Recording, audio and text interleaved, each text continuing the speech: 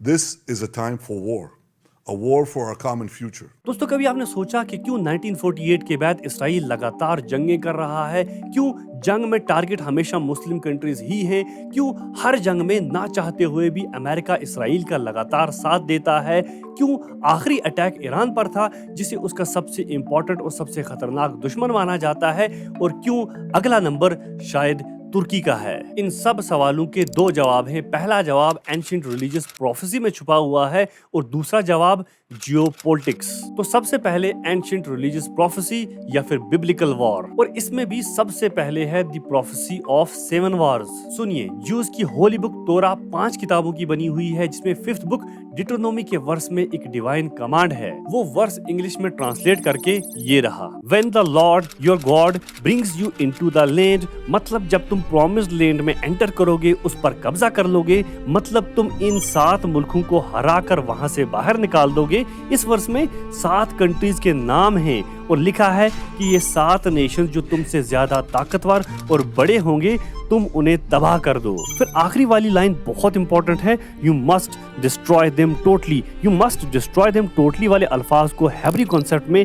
حرم کہا جاتا ہے، مطلب complete destruction, completely wiping out the whole nation, مطلب ان کے لوگ، ان کے مال مویشی، ان کی پوزیشنز، ملکیت، ہر ایک چیز کو تباہ کر دو. اس ورس میں 7 ملکوں کے نام ہیں جو اسرائیل کے دشمن ہیں اور اسرائیل کو انہیں ختم کرنا بے حد ضروری ہے.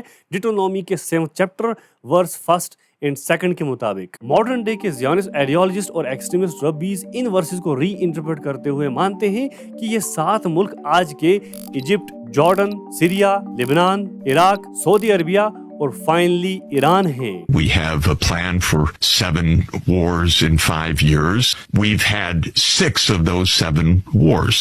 The only one that hasn't happened is Iran. اور یہی بات تورا کی فرسٹ بک جینیسس میں انڈائریکٹلی ریپیٹ ہو رہی ہے، جس کے ایک ورس میں گریٹر اسرائیل کا ذکر ہے. سنیے، تورا کی پہلی کتاب جینیسس میں لکھا ہے: To your descendants I give this land from the river of Egypt to the river the Euphrates. مطلب ابراہیم اور اس کے ڈسینڈنٹس اسحاق، جیکب اور پھر جوڈا کی اولادیں، ہم جوز سے یہ وعدہ کیا ہے گاڈ نے کہ ریور نائل مطلب ایجپٹ سے لے کر یوفرٹس ریور جو ترکی، سیریا، عراق سے ہوتے ہوئے فائنلی ایران اور کویت کے پرشین گلف میں آ ملتا ہے، اس کے بیچ کی زمین کا گاڈ نے ہم سے وعدہ کیا ہے. ان ورسز کے مطابق ہم جوز سے گاڈ نے وعدہ کیا ہے کہ آج کا ایجپٹ، فلسطین، لبنان، ترکی، جارڈن، عراق، ناردن سعودی عربیہ، کویت اور ایران کی زمین کا، جسے آج کے ماڈرن زیونسٹ اور ایکسٹریمسٹ ربی گریٹر اسرائیل کا نام دیتے ہیں. اور زیونسٹ اسی ورس کا حوالہ دیتے ہوئے ہر جنگ، اوکوپیشن،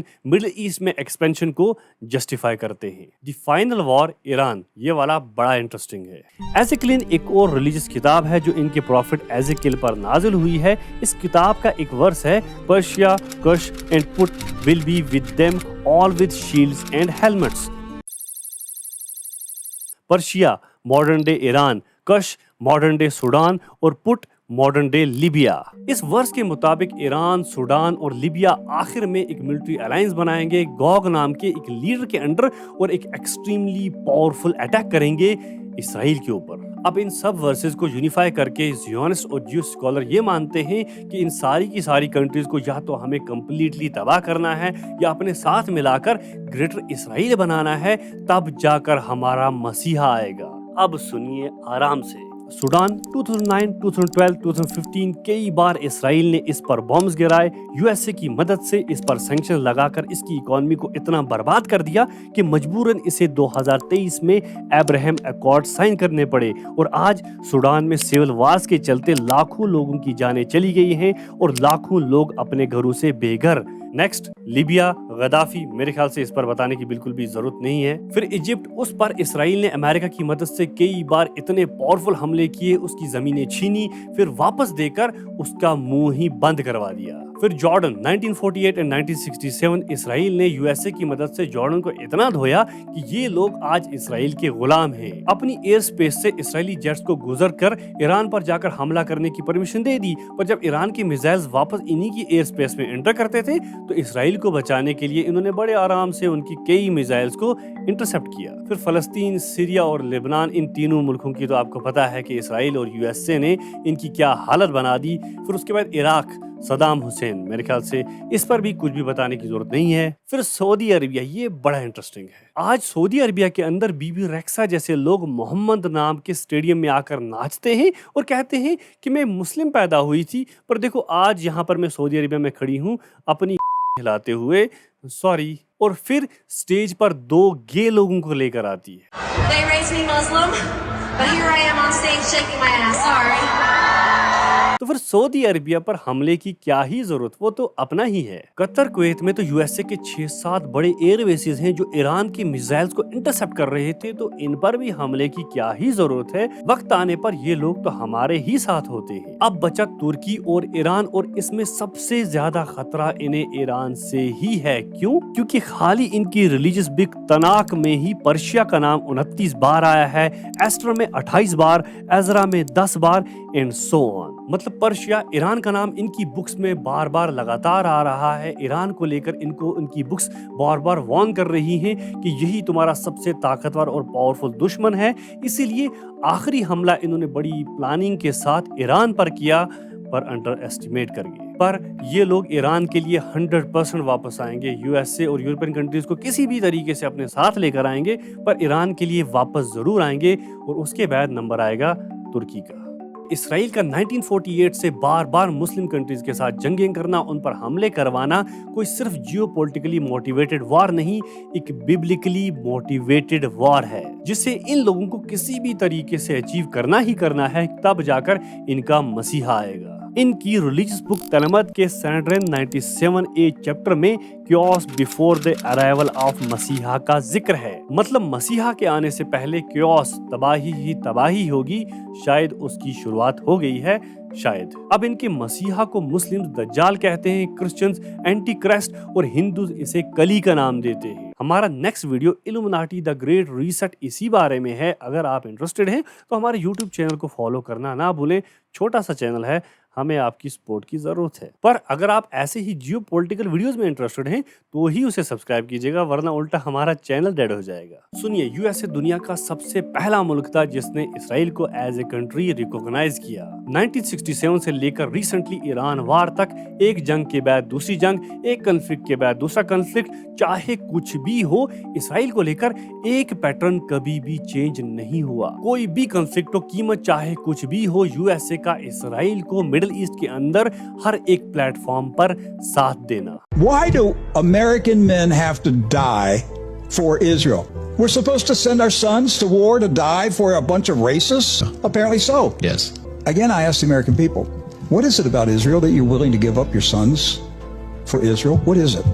ये पैटर्न कभी भी चेंज नहीं हुआ। जंग में साथ, पॉलिटिक्स में साथ, डिप्लोमेसी में साथ, जरूरत आने पर विटो पावर का इस्तेमाल करके इसराइल को बचा लेना। यूएसए इसराइल के लिए हर हद तक जा रहा है, पर क्यों यूएसए जैसा एक एक्सट्रीम लेवल का सुपर पावर इसराइल जैसे एक छोटे से मुल्क की हर बात मानता है? कौन है वो जो इसराइल के लिए दुनिया की सबसे ताकतवर और मोस्ट इन्फ्लुएंशियल गवर्नमेंट को इसराइल के हिसाब से नचा रहा है? इन दोनों सवालों के एक ही जवाब है, वो है AIPAC, American Israel public affairs committee, दुनिया का सबसे बड़ा और सबसे ताकतवर प्रो इसराइली लॉबिंग ग्रुप। 1951 में बनाया गया और हेडक्वार्टर वॉशिंगटन DC, यूएसए। ये बहुत ही ज्यादा इन्फ्लुएंशियल और एक्सट्रीमली पावरफुल लॉबिंग ग्रुप है, जिसका मकसद यूएसए का इसराइल को किसी भी हालत में फुल सपोर्ट दिलवाना, चाहे लेजिस्लेशन मतलब लॉज के थ्रू हो, फंडिंग करके, या फिर मिलिट्री अलायंस के थ्रू। अब ये ग्रुप ऐसा करता कैसे है? सुनिए, इनके proper well registered training camps हैं, जहां पर स्टूडेंट्स, एक्टिविस्ट और प्रोफेशनल्स को प्रॉपरली ट्रेन किया जाता है प्रो इसराइली पॉलिसीज को यूएस सोसाइटी में सुपर इम्पोज करने के लिए। امریکہ میں دو ہی بڑی پولیٹیکل پارٹیز ہیں, ڈیموکریٹک اور ریپبلکن پارٹی. الیکشنز کے دوران ڈیموکریٹک اور ریپبلکن پولیٹیشنز دونوں کے کمپینز کو اپنی پولیٹیکل ایکشن کمیٹی کے تھرو اربوں کی فنڈنگ کرتے ہیں. ان کے لیے کمپینز کرنا, میڈیا اور لوگوں کو انفلوئنس کر کے انہیں الیکشن میں جتانا, آئیپیک ہر وہ چیز کرتا ہے جو اسے اپنے بدنوں کو یو ایس الیکشن میں جتانے کے لیے کرنا پڑے. پھر جب یہ لوگ جیت کر یو ایس پارلیمنٹ اور پریزیڈنٹ کے کیبنٹ میں اپوائنٹ ہو جاتے ہیں تو پھر ہوتا وہی ہے جو آئیپیک کہے گا. The government of Israel controls the United States. Yes, that's definitely true. It does. Israel has run American foreign policy in the Middle East for 30 years. That's how it works. اسی لیے وائٹ ہاؤس میں وہی decision لیے جاتے ہیں جو اسرائیل کے favour میں ہو. AIPAC time to time policy conferences organise کرتا ہے جس میں top U S politicians, Israeli leaders اور لابسٹ شامل ہوتے ہیں اور وہیں پر ڈیسائیڈ کیا جاتا ہے کہ اسرائیل کو آخر چاہیے کیا. اب میں آپ کو آئیڈیا دینے کے لیے ڈونلڈ ٹرمپ کے کرنٹ کیبنٹ کا بریک اپ دیتا ہوں, خاص کر کی اسٹرینگس اور انفلوئنسز جن کا ڈائریکٹلی انڈائریکٹلی آئیپیک کے ساتھ کنیکشن ہے اور جنہیں الیکشن جتایا ہی آئیپیک نے ہے. جون 2025 تک ڈونلڈ ٹرمپ نے 20 کیبنٹ لیول پوزیشنز اور ایمبیسڈرز ایڈوائزر جیسے نان کیبنٹ رول تک کچھ اناؤنس کیے. اس میں secretary of commerce Howard Lutnick, E P A administrator Lee Zeldin, senior adviser Stephen Miller, یہ سب لوگ ٹرمپ کے کیبنٹ میں اسٹرانگ پوزیشن پر بیٹھے ہوئے جیوز ہیں جو کھلم کھلا پرو اسرائیلی پالیسیز اور ایڈوائزز ایڈوکیٹ کرتے ہیں. یہاں تک کہ ڈونلڈ ٹرمپ کے داماد اور انفارمل ایڈوائزر جیرڈ کشنر بھی ایک جیو ہیں. اب ڈونلڈ ٹرمپ کی کیبنٹ میں وہ لوگ جو جیوز نہیں پر ایکسٹریم لیول کے پرو اسرائیلی ہیں کیونکہ انہیں فنڈنگ آئیپیک نے کی ہے. Secretary of state Marco Rubio election companion کے لیے آئیپیک سے $1 ملین لیا تھا. اٹارنی جنرل پیم بوندی آئیپیک سے $46,000 لیا. National security adviser Mark Waltz AIPAC سے $250,000 لیا. سیکرٹری آف ڈیفنس پیٹ ہیٹس, U S ambassador to Israel Mark Huckabee, U S ambassador to United nation Elise Stefanik, secretary of transportation Sean Duffy, secretary of water affairs Doug Collins وغیرہ وغیرہ سب extreme level کے pro Israeli جو Donald Trump کی current cabinet میں بیٹھے ہوئے ہیں اور اسرائیل کے لیے پالیسیز بنا رہے ہیں. مطلب 15 سے 20 بندوں کی کیبنٹ میں 70% بندے پرو اسرائیلی. کیوں؟ کیونکہ انہیں یہاں تک پہنچایا ہی آئیپیک نے ہے. تو ظاہر بات ہے ڈونلڈ ٹرمپ وہی بولی بولیں گے جو ان کے کیبنٹ ممبرز اور ایڈوائزرز بولتے ہیں. پر پھر بھی امریکن پریزیڈنٹ کی پوسٹ بہت زیادہ پاورفل ہوتی ہے تو اس کا علاج بھی اسرائیل نے اچھا خاصا نکال کے رکھا ہوا ہے. سنیے, 2024 national guard conference Donald Trump نے کہا تھا کہ جب میں وائٹ ہاؤس میں واپس آؤں گا میں جنگ کروانے والوں کو اور ان سے کمائی کروانے والوں کو وائٹ ہاؤس سے دفع کر دوں گا. ہم پوری دنیا میں امن کروائیں گے. When I'm back in the White House, we will expel the warmongers, the profiteers, and take over our government. And we will restore world peace. انہوں نے وعدہ کیا تھا کہ وائٹ ہاؤس میں وہی سٹاف رہے گا جو یو ایس اے کو جنگوں سے دور رکھیں گے اور میں ایک ایسی پاورفل آرمی بناؤں گا جو پوری دنیا میں جنگوں کو ہونے سے روکے گی. اور اسی پیس اور نو وار کے سلوگن کی وجہ سے امریکنز جو اپنے بچوں کو فضول کی جنگوں میں نہیں بھیجنا چاہتے تھے ڈونلڈ ٹرمپ کو دوسری بار پریزیڈنٹ بنا دیتے ہیں. پھر دوسری بار پریزیڈنٹ بننے کے بعد اپنی انوگرل ایڈریس میں بولے کہ مجھے اتہاس میں پیس میکر اور یونیفائر کے نام سے جانا جائے گا. My proudest legacy will be that of a peacemaker and unifier. That's what I want to be, a peacemaker and a unifier. سنتے جائیے. اسی سال مارچ میں ٹرمپ کیبنٹ کے ڈائریکٹر آف نیشنل انٹیلیجنس تلسی گبارڈ نے کانگریس میں کہا کہ ہماری انٹیلیجنس کے مطابق ایران کوئی نیوکلیر ویپن نہیں بنا رہا. سپریم لیڈر علی خمینی نے انہیں اس کی اجازت بھی نہیں دی ہے. The IC continues to assess that Iran is not building a nuclear weapon and Supreme Leader Khamenei has not authorized the nuclear weapons program that he suspended in 2003. آخری پچھلے مہینے ہی ٹرمپ نے کہا تھا کہ ایران اور ہمارے بیچ نیوکلیر ڈیل لگ بھگ فائنلائز ہونے والی ہے. But we're in very serious negotiations with Iran. We're not going to be making any nuclear dust in Iran. And we've been strong. I want them to succeed. I want them to end up being a great country.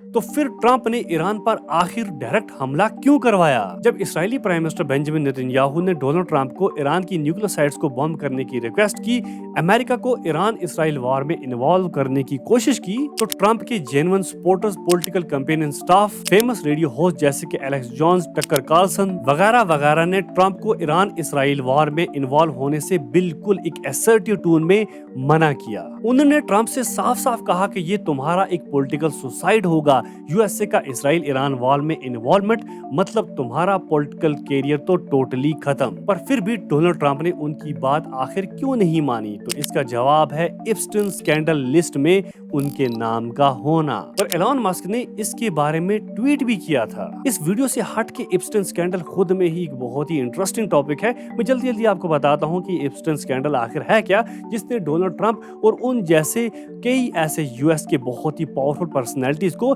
اسرائیل کے قدموں میں لا کر رکھ دیا ہے۔ Jeffrey ایپسٹن ایک American جو جس کے پیرنٹس ورلڈ وار کے چلتے جرمنی سے بھاگ کر امریکہ آئے تھے، ایک بلینئر فائنانسر جو پرائیویٹ جیٹس میں سفر کرتا، اربوں کا مالک جس کے پاس اپنا ایک پرائیویٹ آئی لینڈ بھی تھا، اور اس پرائیویٹ آئی لینڈ پر وہ 1990 سے مڈ 2000 تک الٹرا پاورفل لوگوں کے ساتھ پارٹیز کرتا، جس میں 18 سال سے نیچے کی لڑکیوں کو نوکری، مساج وغیرہ کا لالچ دے کر ان کے ساتھ زیادتی کی جاتی۔ الٹرا پاورفل لوگ جس میں presidents, CEOs, royal family کے ممبرز، سائنٹسٹ، سیلیبریٹیز وغیرہ تقریباً 200 سے 300 سے بھی زائد نام تک شامل تھے۔ 2008 میں انہیں گرفتار کیا جاتا ہے، پر پاورفل لوگ جو اس سکینڈل لسٹ میں شامل تھے انہیں بچا لیتے ہیں، اور وہ صرف 13 مہینے کے لیے ہی ایک پرائیویٹ جیل ونگ میں سزا کاٹنے کے بعد باہر آ جاتے ہیں۔ وکٹمز کو ڈرا دھمکا کر اور رشوت دے کر چپ کرا دیا گیا، اور لوگوں کو اس چیز کی بھنک تک نہیں لگنے دی۔ 2015 میں بلیک بک نامی ان کی ایک پرائیویٹ ڈائری جس میں کچھ کانٹیکٹس ان کے پرائیویٹ جیٹ کے فلائٹ لاگز وغیرہ شامل تھے، پارشلی لیک ہو جاتی ہے۔ پاورفل لوگ جیسے کہ Bill Clinton, Leonardo DiCaprio, Bill Gates, Stephen Hawkins, U K royal prince Andrew, Chris Tucker جیسے 150 سے بھی زائد الٹرا پاورفل لوگوں کے نام سامنے آتے ہیں، اور ظاہر ہے یہ سب لوگ اسے ایک سازش مان کر ڈینائی کر دیتے ہیں۔ 2019 میں انہیں پھر سے گرفتار کیا جاتا ہے، پر اس بار sex trafficking, minors, drug cartel جیسے بڑے اور سنجیدہ کیسز میں انہیں انوالو دکھایا گیا۔ انویسٹیگیٹرز نے ان کے گھر کے اندر سے ہزاروں کی تعداد میں فوٹوز اور کچھ سیڈیز ریکور کی۔ ایپسٹن اپنا منہ کھولنے ہی والے تھے کہ 10 اگست 2019 کو جیل کے ایک سیل کے اندر ان کی لاش پھانسی کے ساتھ جھولتی ہوئی پائی گئی۔ انٹرنیٹ بارود کی طرح پھٹنے لگا، اور لوگ یہ سوال کرنے لگے کہ کیا یہ خودکشی تھی یا ان کا منہ بند کرنے کے لیے ان کا خون۔ گھسلائن میکسویل ایپسٹن کی گرل فرینڈ اور پارٹنر جنہیں اس کیس میں 20 سال کی سزا ملی ہے، اور ماریا فارمر ایک آرٹسٹ جو ایپسٹن کے کافی قریب تھی، یہ دونوں بتاتی ہیں کہ ایپسٹن نے اپنی ہر پراپرٹی پر ہڈن کیمراز لگا رکھے تھے۔ ان پاورفل لوگوں کے انڈر ایج لڑکیوں کے ساتھ سیکچول ایکٹس میں انوالومنٹ کو ریکارڈ کرنے کے لیے، تاکہ بعد میں انہیں بلیک میل کر کے ان سے اپنے کام نکلوائے جا سکیں۔ ڈپارٹمنٹ آف جسٹس کے مطابق اس آدمی نے اپنے لاکر کے اندر ہر پاورفل آدمی کی ایک الگ الگ کمپیکٹ ڈسک رکھی تھی، باضابطہ ان کے ناموں کے ساتھ۔ اب بات آتی ہے کہ ایپسٹن فائلز آخر ہے کیا؟ تو ایف بی آئی کو جو ان کے گھروں سے ثبوت ملے، لیگل ڈاکومنٹس جیسے کہ کورٹ فائنڈنگز، ڈپوزیشنز، وکٹمز کی کورٹ کے اندر گواہیاں، فلائٹ لاگز، کانٹیکٹ لسٹ وغیرہ وغیرہ کو ہی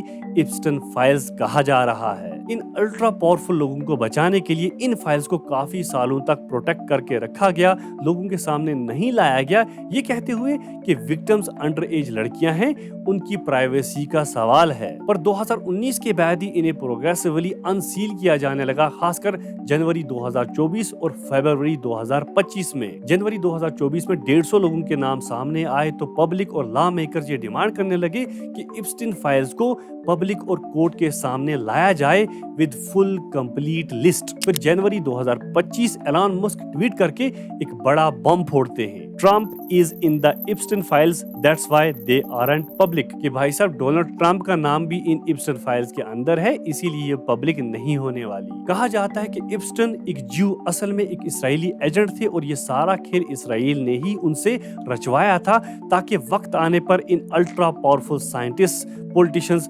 سیلیبریٹیز وغیرہ کو اپنے حساب سے نچایا جا سکے۔ And I think the real answer is Jeffrey Epstein was working on behalf of Intel Services, probably not American. And we have every right to ask On whose behalf was he working? What do you think about Jeffrey Epstein was a CIA Mossad asset that was recruited and was doing a blackmail operation. I think that's crystal clear. No question about it. ये इप्स्टेन files Israel के पास nuclear weapon से भी खतरनाक हथियार का काम कर रहे हैं। तभी तो ट्रंप ने बिना किसी चीज की परवाह किए अपने पॉलिटिकल कैरियर को दांव पर लगा दिया, क्योंकि वो जानते थे कि अभी तो सिर्फ पॉलिटिकल कैरियर ही दांव पर लगाया है। अगर इसराइल ने इप्स्टेन फाइल खोल दी तो इज्जत और पॉलिटिकल कैरियर तो जाएगा ही, पर साथ में बाकी की उम्र जेल में काटनी होगी। वीडियो के शुरू में ही हमने आपसे कहा था कि क्यों इसराइल 1948 से ही लगातार जंगें कर रहा है। पहला रीजन था बिब्लिकल वार और दूसरा पॉलिटिक्स। तो अब पॉलिटिक्स। असल में नेतन्याहू को अमन चाहिए ही नहीं, अमन उन्हें जेल की सलाखों के पीछे धकेल देगा। आपने बिल्कुल सही सुना, नेतन्याहू पर फ्रॉड, करप्शन और रिश्वतखोरी के 3 बड़े केसेस, केस 1000, केस 2000 और केस 4000 हैं। और अगर ये केसेस प्रूव हो जाते हैं तो उन्हें कम से कम 10 साल की सजा होगी। बट गेस व्हाट, जब तक जंग है उनकी ट्रायल कभी पॉज, कभी डिले, कभी सजा कम। जंग से उन्हें फायदा है। This is a time for war for our common future. और बात यहीं पर आकर खत्म नहीं होती। चैनल 12 के रिसेंट पोल रिवील करते हैं कि 70% इजरायली प्राइम मिनिस्टर नेतन्याहू पर ट्रस्ट नहीं करते। उनकी करंट लीडरशिप अप्रूवल सिर्फ 30% है। इसराइल के अंदर उनके खिलाफ मैसिव प्रोटेस्ट बहुत आम हो गए हैं, यहाँ तक कि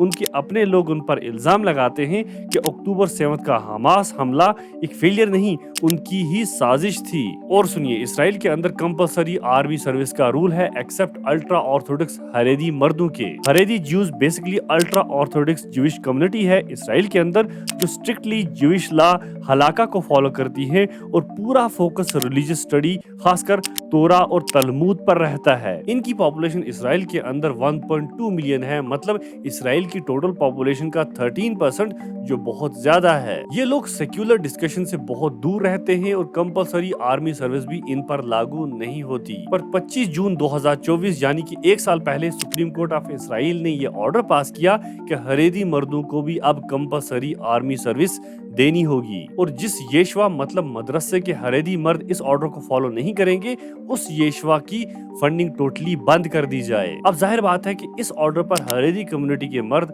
प्रोटेस्ट करेंगे ही। पर इस ऑर्डर को लेकर हमारा लेन देन है नेतन्याहू की कोalition गवर्नमेंट के साथ। इसराइली पार्लियामेंट की टोटल मेंबरशिप 120 है। गवर्नमेंट बनाने के लिए एक पार्टी को 61 सीट्स मतलब हाफ सीट चाहिए। नेतन्याहू की पार्टी लिक्विड ने 2022 के इलेक्शन में 32 सीट्स जीती और 5 अलग अलग पॉलिटिकल पार्टीज की मदद से कोalition बनाई और आज इनके पास 65 सीट्स हैं। मतलब 5 मेंबर्स भी आज अगर पीछे हट गए तो इनकी सरकार गिर जाएगी। अब इसमें पॉलिटिकल पार्टी यूनाइटेड तोरा जुडाइज्म की 7 सीट्स हैं और शास पॉलिटिकल पार्टी की 11 सीट्स, मतलब टोटल में 18 सीट्स। और यही दोनों पॉलिटिकल पार्टीज अल्ट्रा ऑर्थोडॉक्स हैं जो सुप्रीम कोर्ट के इस फैसले से बेहद नाराज हैं और इनका मानना है कि सुप्रीम कोर्ट इन 13% रिलीजियस मर्दों को आर्मी के लिए फोर्स नहीं कर सकता। और इन्होंने धमकी दी है कि सुप्रीम कोर्ट या तो अपना ये ऑर्डर वापस ले ले या गवर्नमेंट कुछ ऐसा कानून बनाए जो सुप्रीम कोर्ट के इस ऑर्डर को ओवरटर्न करे, वरना हम कोalition से अपना सपोर्ट हटा देंगे, जिससे सरकार गिर जाएगी और आने वाले इलेक्शंस में हम नेतन्याहू के खिलाफ खड़े होंगे। तो अब नेतन्याहू सरवाइव कैसे कर रहे हैं? बिब्लिकल वार्स का हवाला देते हुए इसराइल को लगातार जंगों में उलझाकर, और इन्हें लगता है कि इस जंग में तो हम पक्का जीत जाएंगे, जिससे घर के अंदर मेरी अप्रूवल रेटिंग्स बढ़ जाएंगी, तो शायद उसके बाद मैं इलेक्शन जीत जाऊंगा। पर हर जंग में इन्हें मुंह की खानी पड़ रही है, जिससे इनकी अप्रूवल रेटिंग लगातार गिरती जा रही है। जब भी इन्हें लगता है कि सीज फायर होने वाला है या फिर पीस डील होने वाली है, तो ये किसी भी तरह उसे ब्लॉक कर देते हैं, जिसकी मिसाल हमने इस बार ईरान में भी देखी। क्यों? क्योंकि पीस से सिर्फ एक ही आदमी को खतरा है और वह है नेतन्याहू खुद। वो इसराइल के लिए नहीं, अपने सर्वाइवल के लिए लड़ रहे हैं और लोगों को इस बार ईरान के साथ उनके इस भिड़न के बाद ये बात अच्छे से समझ आ चुकी है। Thank you.